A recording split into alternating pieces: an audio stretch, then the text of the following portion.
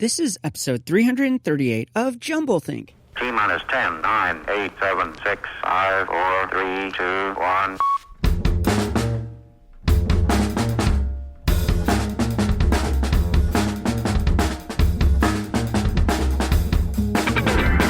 Welcome to Jumblethink, where we interview dreamers, makers, innovators, and influencers all about their journey of turning dreams and ideas into reality.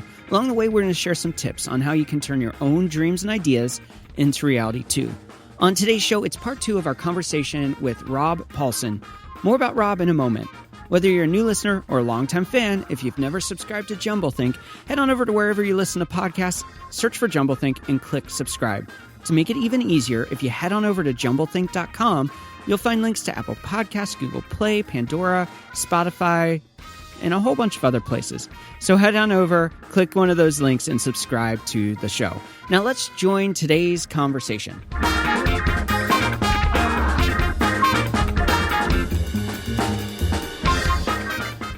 Hey there, friends. Welcome to Jumblethink. My name is Michael Woodward. I am your host. We have part 2 of our conversation with Rob Paulsen today. Now, if you missed part 1, you should go back and check it out. We talk about his career, how he got into voicing some of the most loved characters like Raphael and Donatello from Teenage Mutant Ninja Turtles, Yakko Warner from Animaniacs, Pinky from Pinky and the Brain, Carl Weezer. Well, the list goes on and on. We talked to him about how he got into this. Now, in today's conversation, we're going to go a little bit deeper and dive into the creative process of creating voices for characters in animation. It's a really fun conversation. Let's join that chat with Rob Paulsen. I'm super excited to have you back to continue the conversation. Thank you. I'm fascinated with the sheer ability to create multiple voices. Like, I struggle to create my own voice most days. Yeah, boy, I hear that. So for me, when I hear what you do, I watched a video where you did 12 characters on the fly, and you did multiple iterations of those characters. You saw a picture and you kind of went, oh, this looks like that, and you kind of fleshed it out. What is your process when you get a script or you get a character you have to create? Because many of your characters are not ones that existed before you did them. Right. You created that voice. So you're not going in to try to replicate the voice on a lot of the voices you're creating. You are creating. So how do you approach that? How do you figure that out? And then once you figure it out, how do you remember how to recreate that every time? Well, thank you for making it sound way more sophisticated and complex than it is. But I think, honestly, it turns out that it is as simple as being utterly unself-conscious. That, a middle-aged guy from Michigan who inhabits, or the body which I inhabit is that. But when you're doing this work, it's exactly, Michael, like we were when we were kids. We were, you pick up dirt clods at a construction site and throw them at your buddies, and they were hand grenades, or you're playing army, and it doesn't matter. Or you are a monster, or you are God, or whatever. It's literally playing in a giant sandbox. Mm-hmm. And I am able to compartmentalize my visage. I don't even consider what I'm about in that context. So I'm able to put that out the window. And and I say this with a small F, fearless. Billy West, our mutual, or you probably know who Billy is. And yeah. Billy is a profoundly gifted individual and pretty much the nicest human, among the nicest humans you'll ever want to meet. Profoundly gifted and even more humble. But Billy uses the phrase, especially with respect to voice actors, is that we are fearless. And in that, he means that we don't really care what we look like. We don't care if it seems silly or odd or bizarre. We're able to be grown-ups, quote unquote, but immediately revert to a 9-year-old if that's what the circumstance calls for. Yeah. And that's what what you were referencing was a really fun piece that Vanity Fair was nice enough to do with me. And they've done it with other actors too, where they just throw up a bunch of characters and off you go. Yeah. No script, just playing.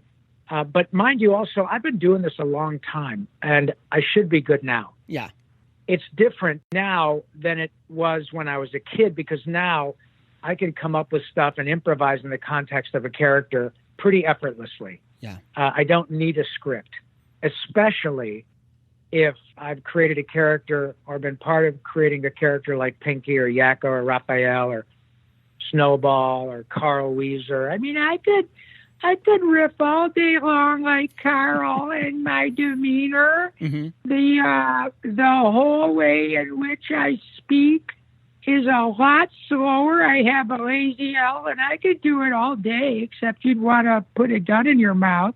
And so, and a lot of us can do that.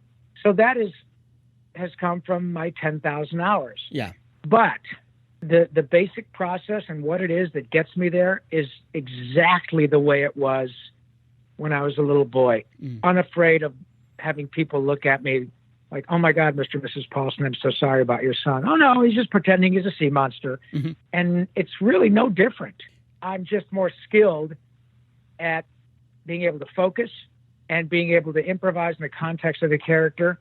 And mind you, I'm better also, you mentioned it, I'm better at creating my own stuff. Right. I live and work with the best impressionists, well, in Hollywood, but then that suggests that also possibly in the world. Right. Certainly in Hollywood. So when I do a rip-off of a character or a knockoff of a character, it's my good version, it's my bad impression of, say, Maurice LaMarche's excellent impression. Yeah. But I don't let that stop me, because in that I often create new characters that have a little bit of might have a little hint of Jack Nicholson in it, but not a perfect Jack. It's just that cadence, and all of a sudden you got a new character. But I know people whom you could call and you rapid fire them impressions, and you truly would not know it was not the actual human on the other side of the phone. But again, that doesn't limit me. Mm-hmm. I got a great example in my book, and I refer to the late, great Phil Hartman, who was a friend and was very helpful in my emotional kind of grasping of the situation in Hollywood and creating. I remember I used to refer to Phil to his face and to this day as, Jesus Christ, you are terrifyingly inspirational, meaning that at the very same time I'd go, there's no freaking way I can keep up with you, Phil. Wow. I just can't. Yeah. But I sure want to. Yeah. And at the very same time, you are lighting a fire under my butt that makes me go, I got it. How do I? And he really clearly said, Robbie, it's not about you being like me. And it sounds simple, but he said, you're not supposed to be. A, I'm 8 years older than you. B, I have my own frames of reference. We're all kind of informed by similar performers, but I have my different vibe, as it were. You're not supposed to be me. To the extent that I can inspire you, I'm humbled that you would say that. But, just take stuff and swing for it. And that's exactly what I did. And he was so helpful in that realm, because it totally took the onus off me, to have to be that good, whatever that good meant. I'm not going to be that good as Phil Hartman.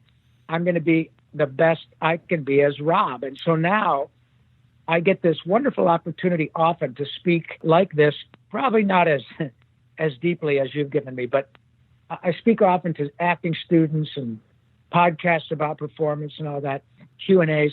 And I try to make younger actors understand that please don't look at someone like me or anybody else whom you happen to admire vis-a-vis our work. Mm-hmm. Because often when that happens, it's somebody who's 25 years old and they're looking at somebody who's 50 or 60 and saying, oh my God, I can't do it, Billy West. I can't do it, Frank Welker.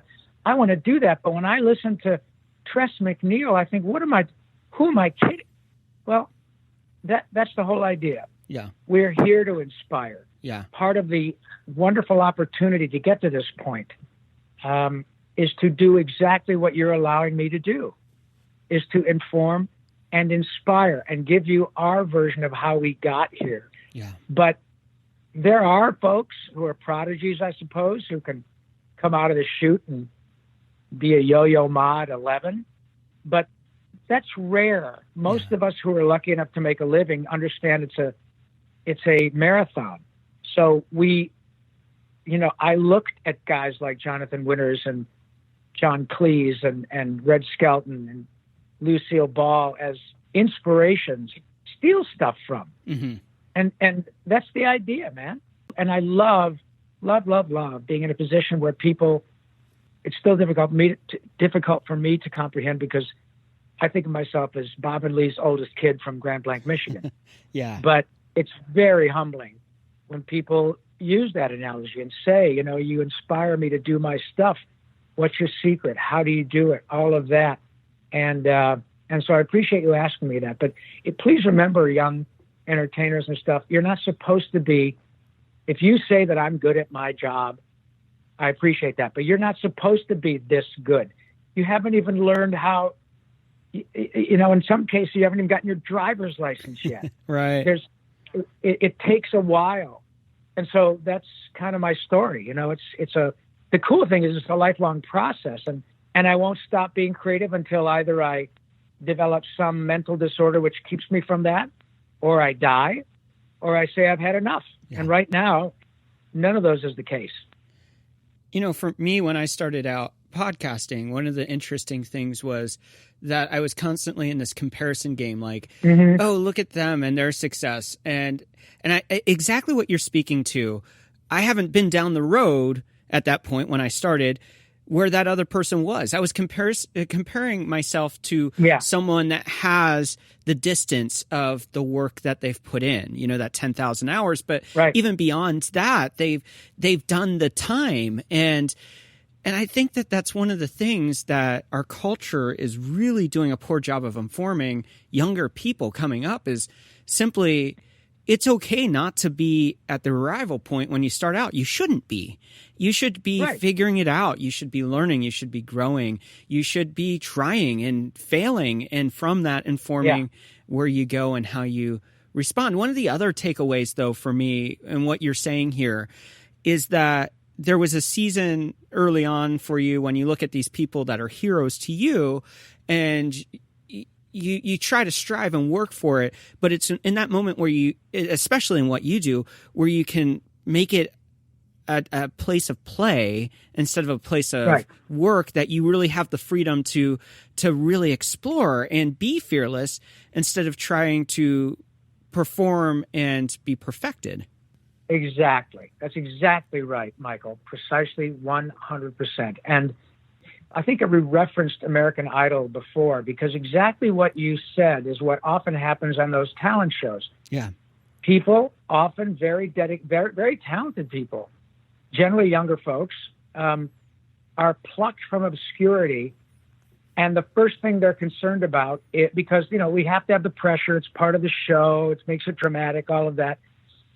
But they are often doing all these crazy riffs because they've heard Christina Aguilera do it, and they sing all over the map. And I hesitate to sound like an old guy, but I am. You often get, like, when Harry Connick was one of the judges, who of course is a wonderful singer, great composer, and you could often hear them say, you're a lovely woman, you're a terrific young man, just sing the song, just sing it. And of course they emulate, and that's how you develop your own style. Yeah. But moreover, what happens when they advance a little bit, and then they're interviewed when they get voted out for whatever reason, they're devastated. But they're devastated to the extent that they say, well, now I don't know what I'm going to do. My career's over, or that, screw those judges. They don't know. I can't get my head around that. They're not even nearly as close as they're good to be as good as they're gonna be. Yeah. And that's why I love people who do come back and keep banging away at it. Yeah. Because it then with shows like American Idol, it becomes more about being famous than about learning your craft and being good at it. It's not any different than becoming a journeyman plumber or an architect or a cartoonist or a talk show host, whatever it is.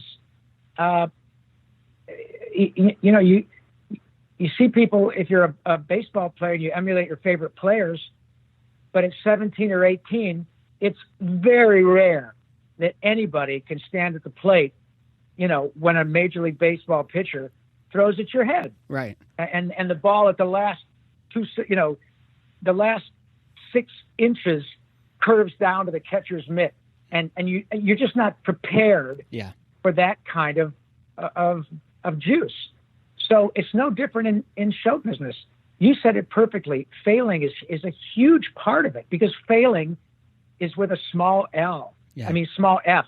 It's relative. Yeah. My God, the number of times I've done 2,500 plus half hours of animation.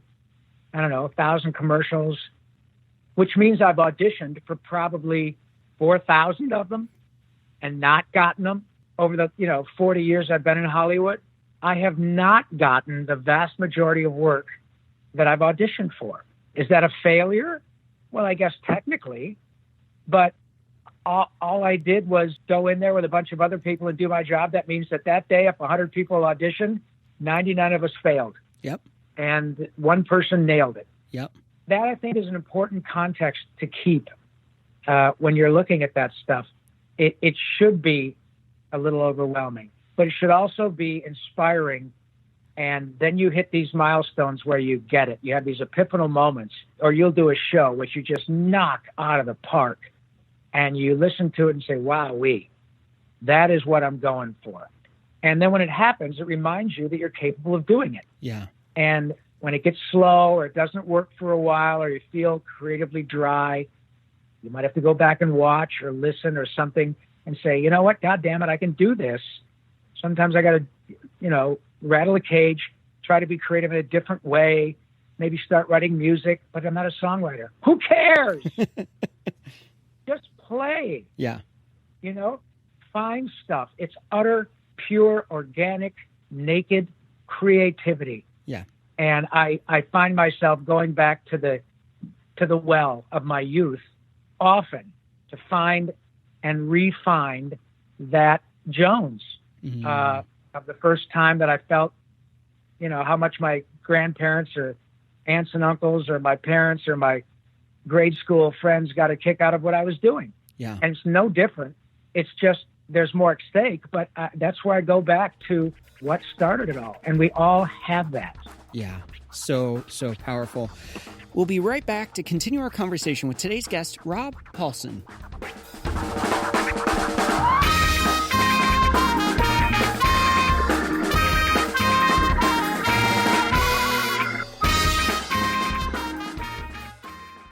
There is a lot going on here at Jumblethink, and we want to keep you in the loop. So how do you stay in touch and up to date on everything at Jumblethink, including upcoming guests and idea camps and much, much more?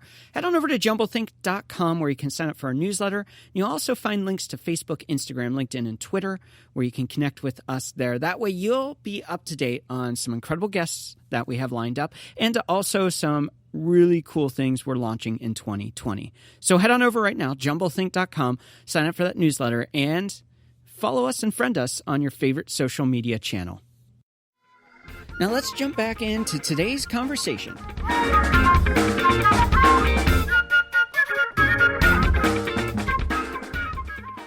I want to pivot here. One of the things that I love about you, as I did the research, as I put the time in trying to figure out, what makes this guy tick. Mm-hmm. It seems like you are so passionate about giving back, whether it's with Goal Models or Wounded Warrior or Operation Smile or with cancer or with simply reaching out to a fan who is going through a hard time. You constantly are giving, and you have this deep sense of generosity. I mean, you've been so generous to me in your time on being on the show here. What drives you to continue giving back when it's easy to just kind of check out and say, well, I go do my thing, go home, I go do my hobbies, and yet you put yourself out there to continue being accessible to giving back, to supporting so much? Mm-hmm. Well, firstly, thank you. That is all so humbling. I think I really have to go back to my mom and dad, particularly my mother, who was a very empathic, kind. My siblings are the same way. Let me put it this way. I don't think I'm special, and if I am, then I shouldn't be. If I profess that we're all in this together, and I really believe that, and I have the courage of my convictions, then I owe it to myself, for sure, to be intellectually honest, but moreover to, my fellow humans, not even my fellow American citizens, my fellow humans. And to the extent that I've cultivated anything resembling celebrity, then I really have a responsibility. There's that axiom, and I don't recall who said it, but it's absolutely true, that with great power was the usage, but fill in the blank. With great celebrity, great power, great resources comes great responsibility. And I absolutely believe that. I also, though, Michael, to my own benefit, I didn't know it at the time, but I've had the gift of cancer. And by that I mean that while I certainly wasn't excited about the whole prospect, I had an experience with cancer that was brutal physically while it was happening, the outcome of which has been nothing short of successful. I'm cured. But I also had a very unique, and I take that back. I had a very fortunate experience that my treatment was going to not only cure me, but teach me. I was never told that I was not going to make it. I was told from the moment I was diagnosed, look, here's the deal. Like our friend Dr. Yampolsky, before we cure you, we almost have to kill you. Yeah. And it wasn't far from the truth. I asked for the honesty. Nothing happened to me that I was not prepared for. I take that back. Nothing happened to me that I didn't expect, but I was not prepared for how really difficult it was. I don't know that you can be. It's very uncomfortable for a few months, but I knew that I was gonna. My odds, all the information were, you're gonna be fine. Yeah. So I had the really wonderful opportunity, and it's true because I chose to embrace it and learn. I wanted to know how the machines worked. I wanted to know, what the gantry that swirled around my head, zapping my head and neck for 7 weeks every day, what that was like, what that was about, how the mask held my head to the table, stuff that people are going through right now. Because I knew that once I got done, I would have opportunities like this. Yeah. That I knew eventually, I didn't know I'd get a book deal, but I knew because I had achieved a certain amount of success with Animaniacs reboot coming, it's an interesting angle. Yeah. But moreover than that, if you say, wow, this guy is the voice of your childhood, he had throat cancer, and I'll be goddamned, he's okay. He's back doing it at a high level. But here's where the great responsibility comes in. I've been given incredible gifts, physically perhaps, but I was given a gift just by birth. I was born into a loving nuclear family who stayed together and was given all these, not money. We didn't have a lot of money, but lots of love, support, et cetera, et cetera, et cetera.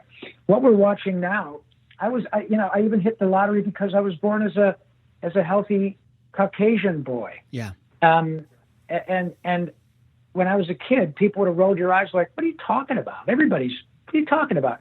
Well, now we really we're starting to really understand, not getting too far afield, what that means. Yeah. What a gift that is to so many people, and we take it for granted. And I mean, we. So in my case, I had the perfect storm. A guy who's been very successful with my voice. Hundreds of millions of people arguably know one or more of these characters. I'm back at it with Steven Spielberg again, with a show that is exponentially larger than when it became a hit. And I'm a cancer survivor. Yeah. And it was throat cancer. Yeah. So shame on me if I don't do something to use it. So I think that what maybe makes me give back and all of that is because I'm my mother's son. a lot of us, you're obviously a kind, thoughtful person. And we hope we all have our senses of empathy and courage and deep thought and sense of humor, all of that. But I got to tell you, man, once you go through something, and obviously I'm not the first person to say this, once you go through something that is life-altering, possibly life-ending, very difficult physically, whatever it could be an awful divorce, it could be the death of a child, it could be something that's really profoundly life-changing, if not life-ending. And then you change. Rob 2.0 is different. I hope he's better. I don't think I'm any more talented. I still have to work. I still have to audition. But what I do have, Michael, is a profound sense of empathy. Because now when I am talking to someone, either in person or on the phone, who's struggling with a cancer issue, and I say, "Oh, God, sweetie, I know what you mean." I really know what they mean. Yeah. And it doesn't give my words, I think, any more importance. But if they know that what they're hearing is coming from somebody who really does get it and walks the walk, then it helps. Because you know somebody's not telling you that to make you feel better. They're saying, "No, I've been down this road, and I got to tell you, you're not going to like it. You're not going to like it a bit. So here's what I did. Yeah. Here's how I got through it. Yeah. Please try A, B, and C. They may not work, but I can tell you what worked, and I can tell you what didn't for me." But people did that for me. And you give me an incredible opportunity to share this. And then, the book came around. I would not have had first, I don't even know that I'd gotten a book deal, because the last thing the world needs is another celebrity bio from a non-celebrity. And I mean, I'm good at my job, but it's the characters who are famous. Yeah. And I'm grateful to be part of it. But once I had throat cancer, and once I embraced it and said to the publishers, who we pitched to, "You guys, I know this book is never going to be on the New York Times bestseller list. This is not how I'm going to make my money. But I need to do this. I need to write this book because hopefully it will open other doors. I never know what podcasts I'll be on. Someday, who knows? Jimmy Fallon's a fan of Animaniacs. Maybe one day I'll be on the show talking about my book. Who knows?" Yeah. But the upshot is that there's a huge amount of good that can be done. And because my work is about joy and laughter and kindness from generation to generation. Yeah. It's not like, I'm a guy who plays serial killers and I struggled with cancer. That's bad too. But everything about what I do, every can of dog food, every roll of toilet paper, all of it has been paid for by money I earned being joyful.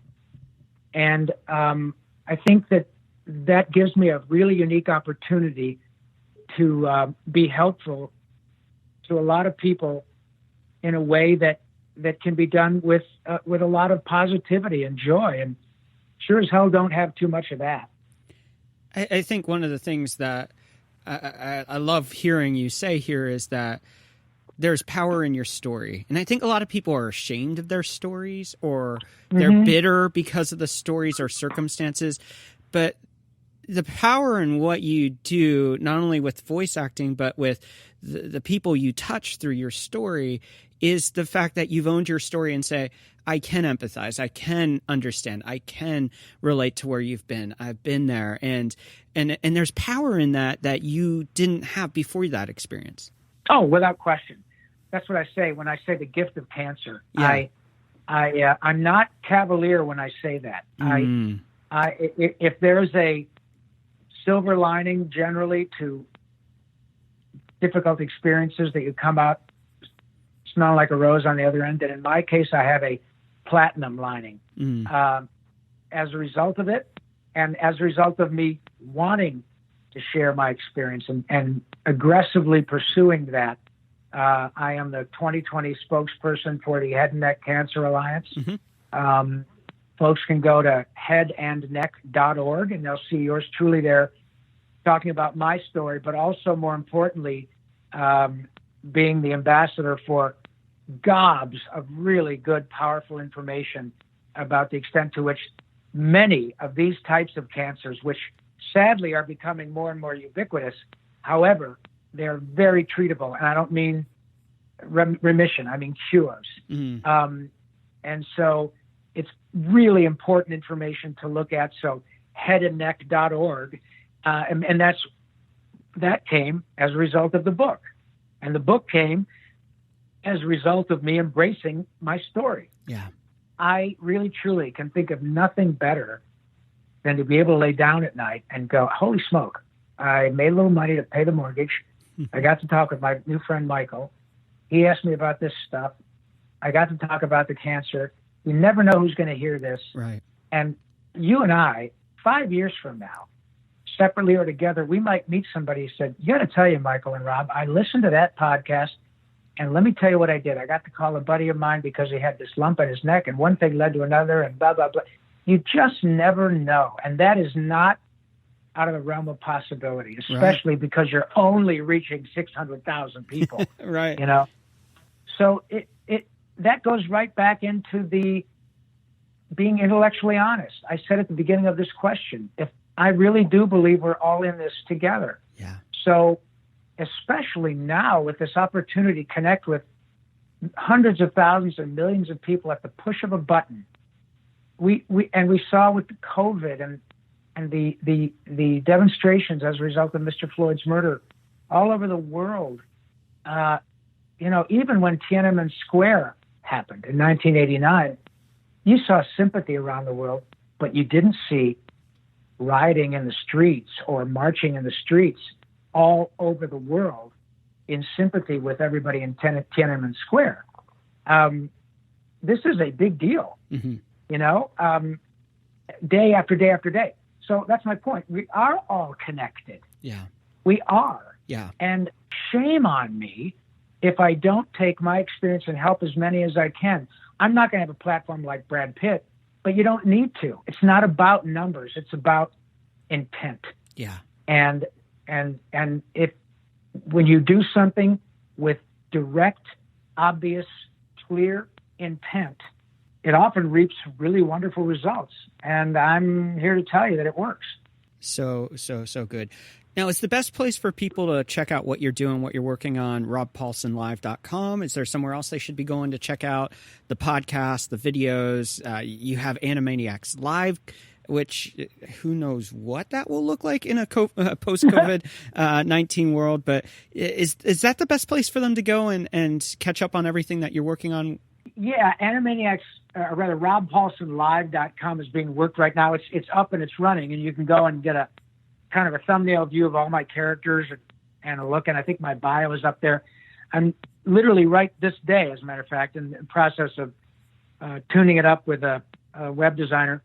Animaniacs Live, or Animaniacs in Concert, I think they both take it to the same place, allows you to see what Randy Rogel, who wrote most of the music you folks know from Animaniacs, like United States, Canada, Mexico, Panama, Haiti, Jamaica, Peru, and many others. We have this wonderful opportunity to do Animaniacs in Concert around the country, and it's a blast. Yeah. We literally just this week discussed doing online concerts. Oh, wow. For the time being, because we had a half a dozen of them that were canceled this year. Yeah.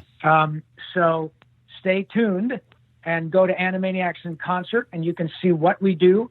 And we will also have concert dates, even if they're virtual, up there when they're booked. We have a new agency, ICM, who's taken Randy and I, and we're working with them to do a bunch of live, real-time online stuff. In terms of social media, it's Rob_Paulsen, Paulsen, on Instagram, Rob Paulsen, voice actor, on Facebook, and at Yakko Pinky, all one word, lowercase, on Twitter. Yeah, man, it's just all an absolute gas, even when things are really awful. Yeah. I am so grateful to be in a position to not only help with any way I can as a brother to all my brothers and sisters of any color, but particularly the ones of color. in our society, and try to understand, try to help, try to learn, not respond with the same hackneyed, well, everybody's needs, their lives matter. Of course they do. That's not the point. And please, all of that, please try to understand. I'm not here to pontificate, but I've been through my own personal circumstance and seen how other people deal with impossibly sad, awful situations in which they lose their children or their spouse or whatever, and how they deal with it with grace and kindness, and ultimately are able to get out of their own darkness. And so I know that's possible. Much smarter people than I have been talking about this for decades and decades and decades. My deepest hope is that, the message has finally been received, and we can all find our way through this with as much joy and ultimately kindness and hope that we can. Yeah. And they're not hyperbolic statements. Yeah. It's doable. I try to live my life to want what I have in my life, but take what I'm given with as much grace as possible. Yeah. Nobody leaves here without a couple of dings, Mike. And if we know that and we see how it happens, we're able to empathize. We're always able to say, holy smoke, my day sucks. Look at that fella sleeping on a cardboard box under the overpass. Yeah. You know what I'm going to do? I'm going to remember that tonight. When I'm getting up to use the bathroom because I ate some bad food, I'm going to go to my nice little toilet. And people are going, oh, come on. No. Think about that, Yeah. My God. What do you do if you've been eating out of a dumpster and then and you live under an overpass? Yeah. And that happens all the time. Yep. But being aware of that struggle, irrespective of the macro struggle racially, just the stuff that we can see in our everyday lives, people who are on the wrong side of health and money and everything else for maybe even a short time in their lives, but just being able to honor them by seeing what they're going through and remembering them before we go to bed at night, to live that utter sense of gratitude about what we have that we take for granted. Yeah. And we have examples all around us every day of people that don't have that. So frankly, shame on us if we don't at least remind ourselves about our own gratitude. Mm-hmm. And that's really paramount to me. I never want to take for granted what I have. And when something comes up that I don't expect, take a breath and take it with grace. Mm-hmm. Because a lot of people have dealt with a lot worse, and they've done it in a far better way than I. So that's kind of what I'm about. So much power in those words. And, I think that's a lesson that all of us can take away. And really, we need to be purposeful to remember how grateful we can be about our lives. Yes, and you're right. And I know that like I said, you and I are not the first ones to make these remarks. Right. There are fortunately people spreading this gospel all the time, everywhere, 24/7, all the time. Yeah. And that is great. Yeah. And I can't think of anything better in the human experience than being part of that. And so thank you for giving me that opportunity, man. You're the real deal. Thanks. We're going to take a break right here, but when we come back, it's rapid fire questions.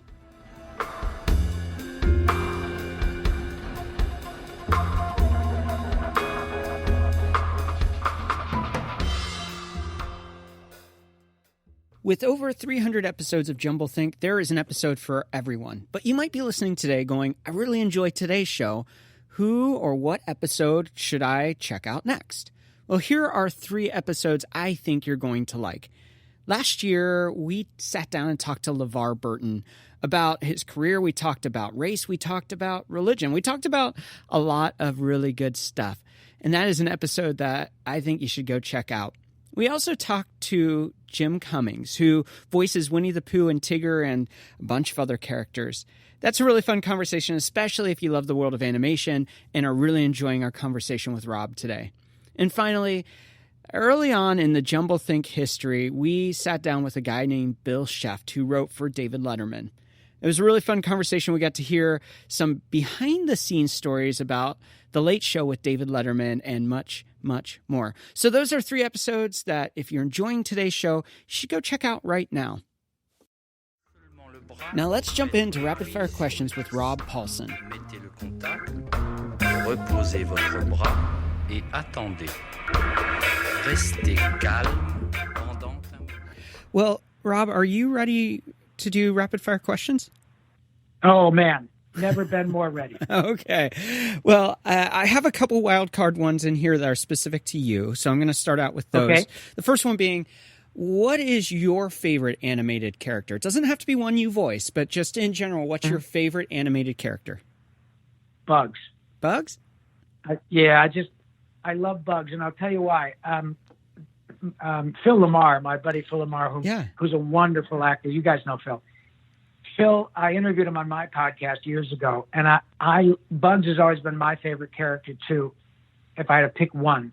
But I remember asking Phil, who's a terrific actor in either medium, and I said, who is one of your favorite actors? And he named several. He said, another one of my favorite all-time actors is Bugs Bunny. And I knew what he meant. Yeah. Yeah, I did the same thing. I laughed and I said, I know what you mean. Yeah. Because it's precisely what we discussed at the beginning of this lovely chat, that when animation is done at a high level and it works the way it can, it is it's pretty special and it's timeless.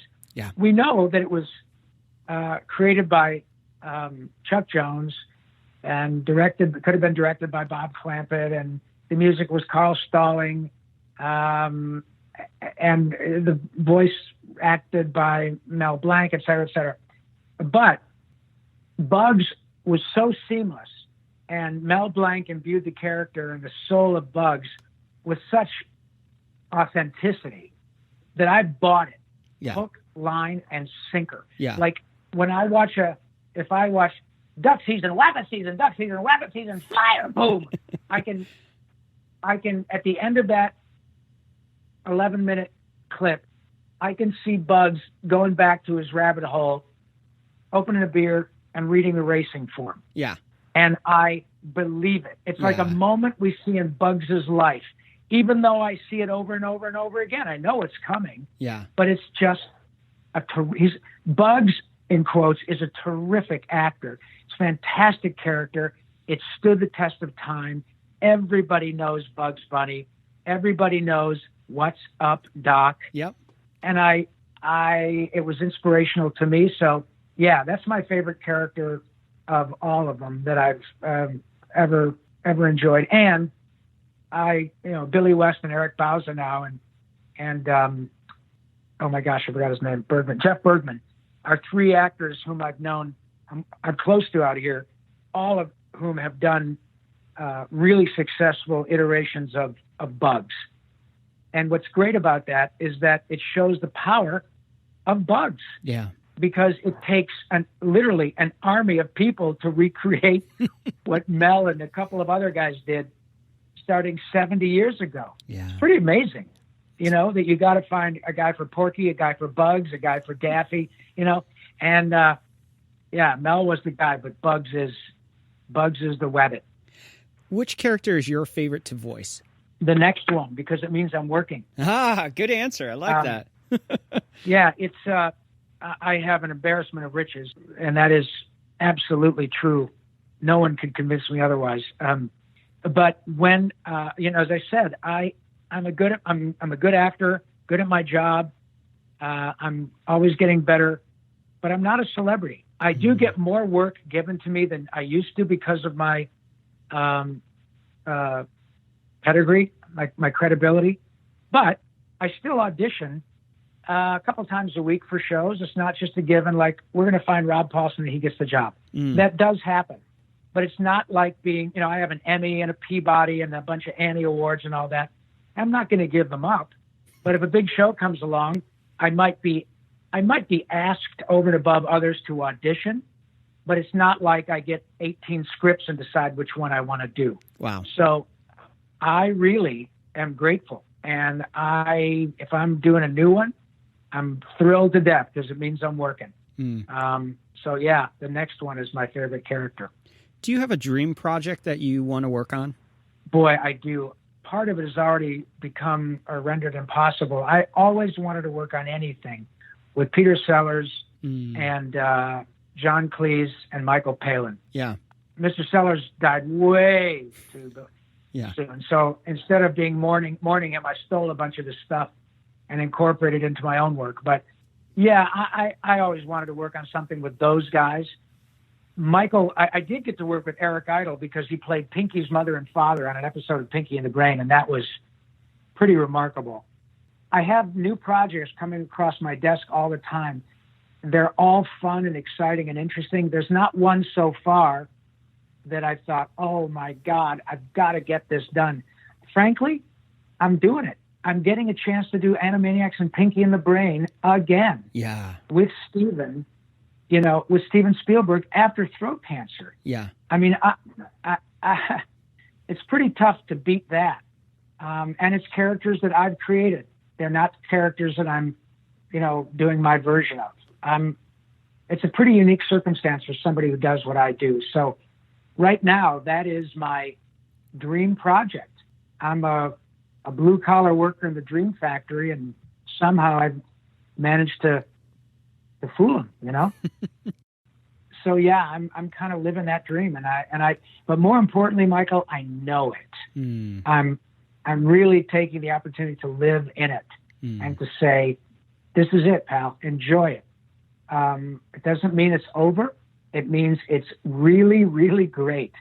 So, like I said earlier, accept what you're given. I mean, love what you have and accept what you're given with grace. Yeah. And I love what I have. Yeah. As a child, what did you want to be when you grew up? A hockey player. You're from Detroit, so I mean that I am. It's one step removed from Canada in hockey. I mean that's about as right. close as you can get to the hockey world outside of Canada. Sure, right across the river is Windsor. Yep. I wanted to be a hockey player from the time I could even comprehend what hockey was, and I was pretty good. And I played, and I still go out with my buddies and bang around. A lot of us out here from that area: Dave Coulier, Richard Dean Anderson, David E. Kelly, lots of guys I played hockey with out here from that neck of the woods. I learned at about 18 that I had neither the talent nor the temperament to go any farther, and frankly, no dental insurance to make a solid point. Certainly had no business going any further, and I wasn't even close to making a dime at it. So the only other thing that I enjoyed concurrently was performing and creating. Yeah. And when I say performing, it was often for myself. I can entertain myself all day long because I just love to create. I explore new comics, new writers, new people. I am absolutely interested in learning what younger folks have to say. I would be an idiot to act as though I know it all because I've done a bunch. Not at all. I have learned so much from Justin Roiland and seeing how he's handled Rick and Morty. And I just love meeting new people and hearing what they're about. And I really embrace that.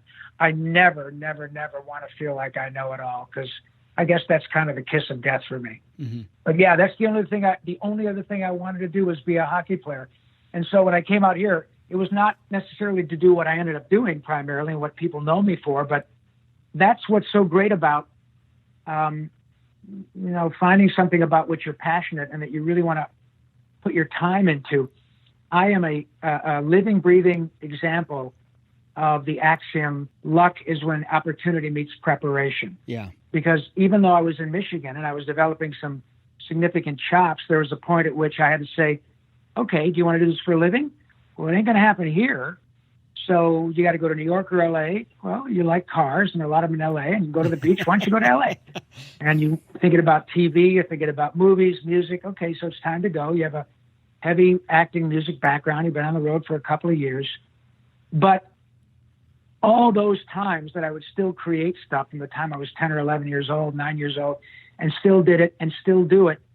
So that what happens is you put yourself in a place to get lucky.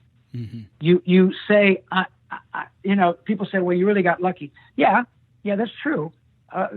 So did Brad Pitt. Yeah. Because he came from Missouri to put himself in a place where people could see, wow, this guy's incredibly handsome, but he's got some killer chops. Yeah. This guy's the real deal. Yeah. That probably wouldn't have happened had he just hung out at Lake of the Ozarks.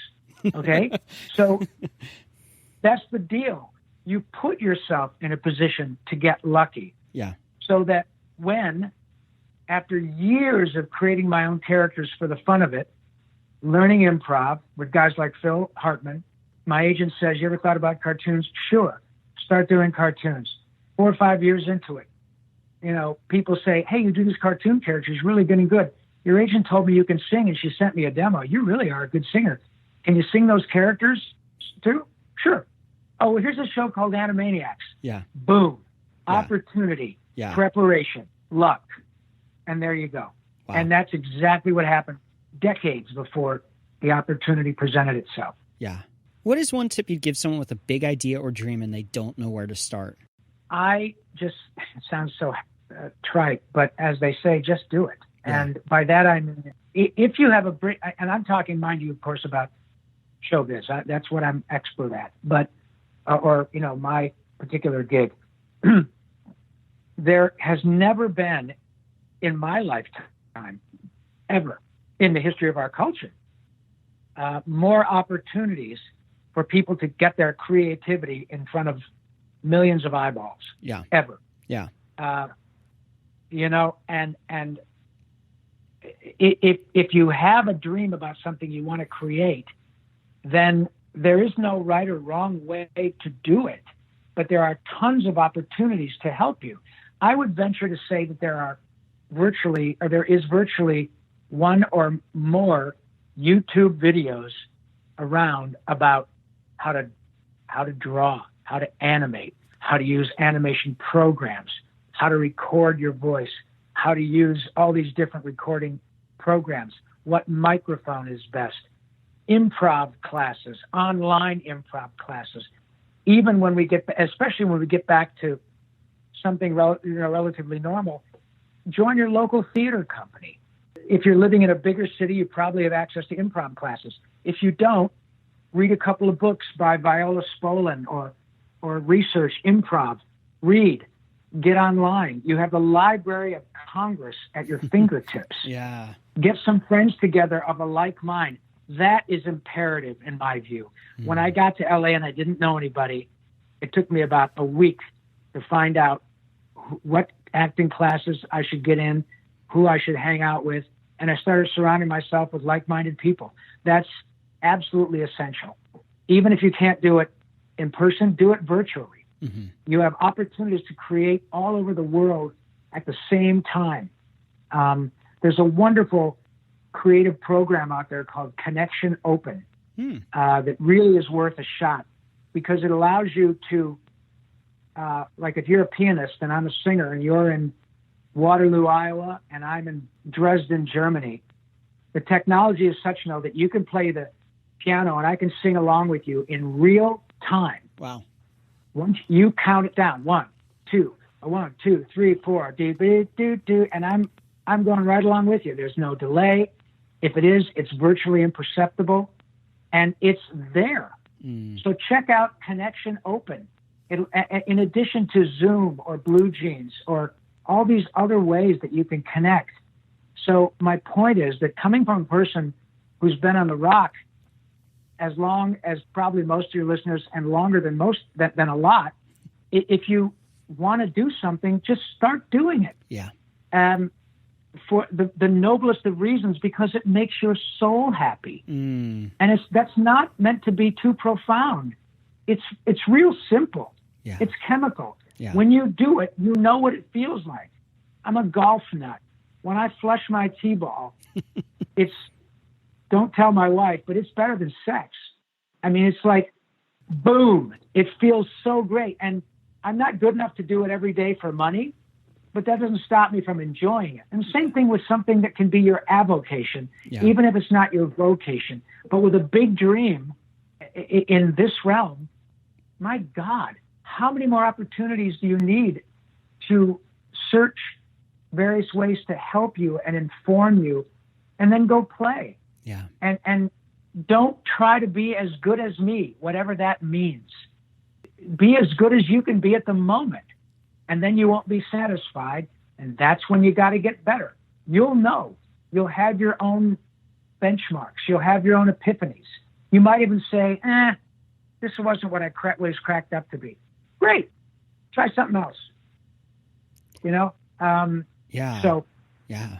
It's clearly difficult for me to give you a 1 or 2 word answer, and I apologize to your listeners, but it's just, I know what I'm talking about because I've been around and was working a lot for a decade or 2 before this stuff became available. Yeah. And now it's available and I'm still working, and I'm going, oh my God, you guys, look at this stuff you have in your hands. And I'm not saying it to sound like your father. I'm saying it because please don't take this for granted. Yeah.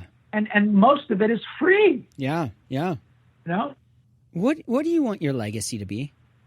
Great question. Thank you. I think I would like my legacy to be one of just pure and utter kindness. Mm. I know that it sounds a bit simple, but it is a word that cannot be overused or overstated in whatever form. Kindness, in my view, is imperative to getting through your life. I don't think it's possible to live a life without kindness. Certainly without kindness being shown to you. Kindness in all its forms. Whether or not we reciprocate the kindness is up to us. There are people who are kind to us every day.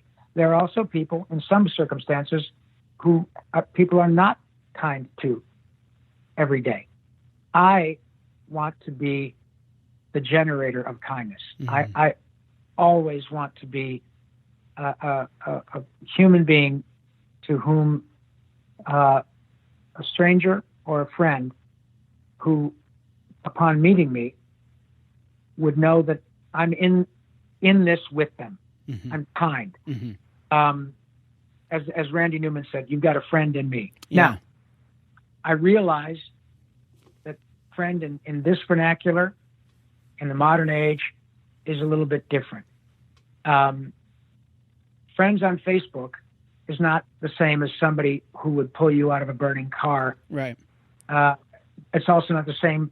I wouldn't spill my guts to a guy on Facebook who loves my work and sends me his phone number, and then I call him up because I'm going through a divorce. I wouldn't do that. Yeah.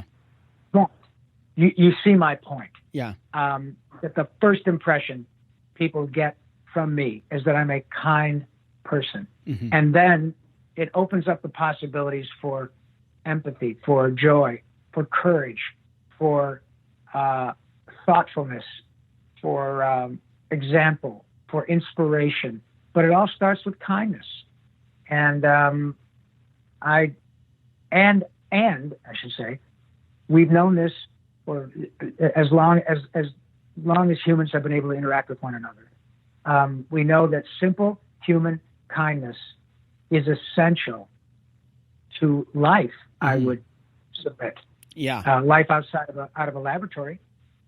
And so that's it. My legacy, I hope, is one of just utter human kindness and understanding that it takes people, one another, to allow us to be kind to one another and to accept it. Yeah. That's also sometimes a difficult thing for some people, to accept help, to accept a gesture of kindness. Someone who maybe has not been shown kindness in a long time and is very gun shy, is very like, well, I've heard that before. Understandably so. But part of being vulnerable, or part of being accepting kindness, is being vulnerable. Right. And once you're vulnerable, you open yourself up to allowing kindness into your life. It's not always easy. And the chances are when you're vulnerable, you're going to get the shit kicked out of you again. But the best experiences I've had in my life have been as a result of my vulnerability and being willing to risk taking a punch, because the possibility of getting a handshake is more important to me than the possible risk of getting slugged. Yeah. You know what I mean? Yeah. So that's kind of how I live my life. Yeah. And I cannot tell you how much I appreciate the prodigious amount of time you've given me, but your questions are so thoughtful. Your demeanor is so enjoyable and interesting and easy to talk to. It's no wonder that your show is successful. And I'm just really, truly grateful for any of these opportunities, but most especially when it's someone like you who really comes from a place of really wanting to hear what your guest is about. And you've done that very well, very well. Thank you. That's incredibly kind. I really appreciate that. And that's, I listen to shows, and my goal for our show is to, one, make our audience a hero. We want to help them through, the dreams and ideas they have, but we also want to make our guests the hero of the show, because what they have, there's so much value. What you've shared today, there's so much value in what you say, and it's just incredibly important that, we give you the space to share the things that matter and the things that you've learned. That's how we learn, Thank you. And vice versa. And I'll tell you, leaving you with this one great bit. When I was a kid, Dick Van Dyke, I was a huge fan of Dick Van Dyke. Dick Van Dyke is 94 now. Okay. Mm-hmm. And every time you see him, he's spry. He's, thank goodness he's mentally sharp as a tack. And I don't know, 3 or 4 years ago, was it my son? I don't recall. Somebody sent me a video. They happened to be, I think, in Malibu, and Dick was there at the local Starbucks. And, that's a big deal to see Dick Van Dyke. And, it happens in Malibu a lot because a lot of the folks live out there. Okay. But the point of the video was, check this out, Rob. Look, it's Dick Van Dyke. And what he was doing was, a bunch of people, of course, were like, "Oh, Mr. Van Dyke, can we get selfies?" Of course, he acknowledged everyone. He shook everybody's hand. He could not have been more nicer, more gracious. But then he starts, because somebody said, "I'll bet you can't," and he said, "Oh, yes, I can." Supercalifragilisticexpialidocious, even though. Now, right, and you did exactly what I did. I just sat there and I thought, man, it's not about the money. It's not about the fame. He's got all that. Yeah. It's about, he knows when he leaves that those people are going to have an experience that they will never forget. Moreover, they'll share it on social media. Yep. And it's kind. It's sweet. It's thoughtful. It is effortless. It would have probably taken more effort for him to say, "You guys, I just really," and then, "Oh, please, oh no, look, I'm 94. Then you got immediately an uncomfortable circumstance. Right. He could have even just said, "Nah, I'm sorry." Somebody will misread that and say, "Jesus Christ, all we did was say hi, Miss." You know what I mean? Yep. So instead, he just did what I would submit is probably natural to him, and it would be to me, and probably to you, and millions of others. Give them what they want. Yeah. It's part of the reason. No, I take that back. The reason they want it is because you've been giving it to them for 60 freaking years in reruns. Yeah. So give it to them again. Look what they've given you. They've given you their time. In my case, you try to use them as a prototype. I love Dick Van Dyke. What can I do to be, et cetera? How many people have been inspired to go into show business because of you, Mr. Van Dyke? Look what they've given you back. So Dick says, "I'll sing that song. Of course I will. How could you not?" Yeah. And so that's the example that we still continue to learn, and we still continue to find ways to just be kind. Yeah. And I just love that it's so close and so easy to do if we use it. Yeah, so good.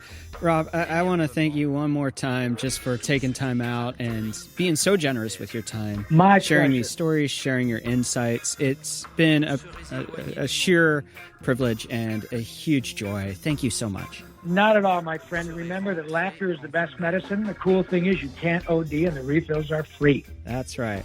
Once again, I want to thank Rob Paulsen for taking time out and being on the show. It's been a massive honor to have him with us.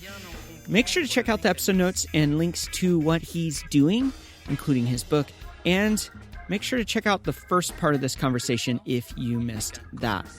Now, here's my final thought for you today.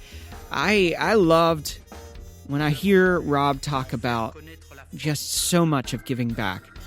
I think often we think, what do I have that I could give? We often think about our lack instead of our privilege or the blessings in our lives. My challenge to you today is think about the things in your life that you could give. Maybe it's your time. Maybe it's a hug. Maybe it's dropping off groceries to somebody that's in need. Even small things make a big difference. So today, think about what you could give back. Once again, I want to thank Rob for being on the show. I want to thank you for tuning in and listening. It means the world to me that you would listen. And I hope it's encouraged you on your journey of chasing dreams and ideas. So get out there, dream big, and change the world around you. Légèrement espacé.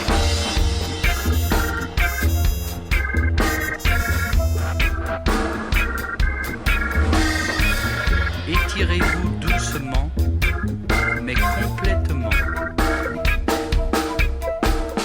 En avant, en arrière, sur les côtés.